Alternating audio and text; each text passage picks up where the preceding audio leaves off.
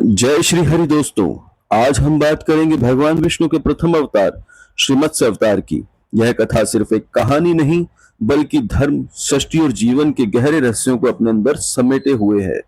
यह कथा हमें अलग अलग पुराणों और ग्रंथों में मिलती है, जिनमें से कुछ प्रमुख हैं मत्स्य पुराण, श्रीमद् भागवत महापुराण और महाभारत।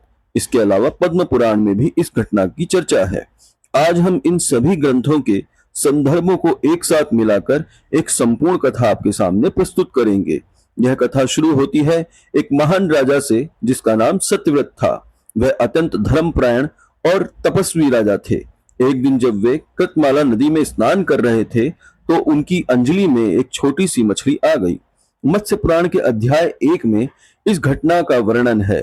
राजा ने उस मछली को वापस पानी में छोड़ना चाहा। इस पर मछली बोलती है, हे राजन, मुझे बड़ी मछलियां खा जाएगी, आप मेरी रक्षा कीजिए। राजा का हृदय दया से भर गया और उन्होंने उस छोटी सी मछली को अपने कमंडल में रख लिया, लेकिन वह मछली कमंडल में भी बड़ी हो गई। तब राजा ने उसे एक बड़े मटके में रखा, लेकिन मछली मटके में भी बड़ी हो गई। राजा ने मछली को फिर तालाब में, फिर वहां से नदी में और अंत में समुद्र में छोड़ दिया। यह सब देखकर राजा आश्चर्यचकित हो गए। तब मछली अपने विराट स्वरूप में प्रकट हुई और बोली, हे राजन, मैं सृष्टि का पालन करता विष्णु हूं। राजा, आज से 7वें दिन इस पृथ्वी पर एक महाप्रलय आने वाली है। यह प्रलय संपूर्ण सृष्टि को जल में डुबो देगी।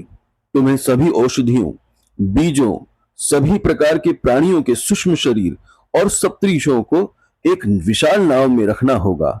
इस समय एक और महत्वपूर्ण घटना घटती है साथियों। इसका वर्णन श्रीमद् भागवत महापुराण के स्कंध 8 और अध्याय 24 में मिलता है।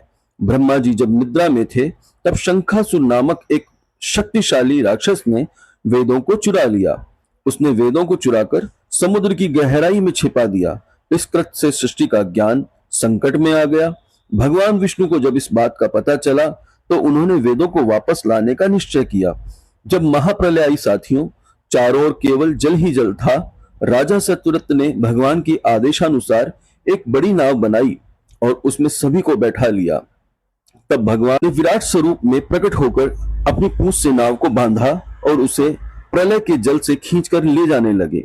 महाभारत के वन पर्व अध्याय 187 में इस घटना को मत्स्योपाख्यान के नाम से वर्णित किया गया है।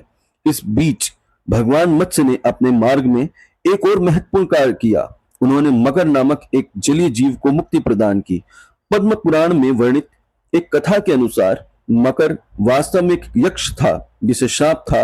भगवान मत्स्य ने मकर का वध किया और उसे श्राप मुक्त किया और उसके पुत्र को भी जीवन प्रदान किया।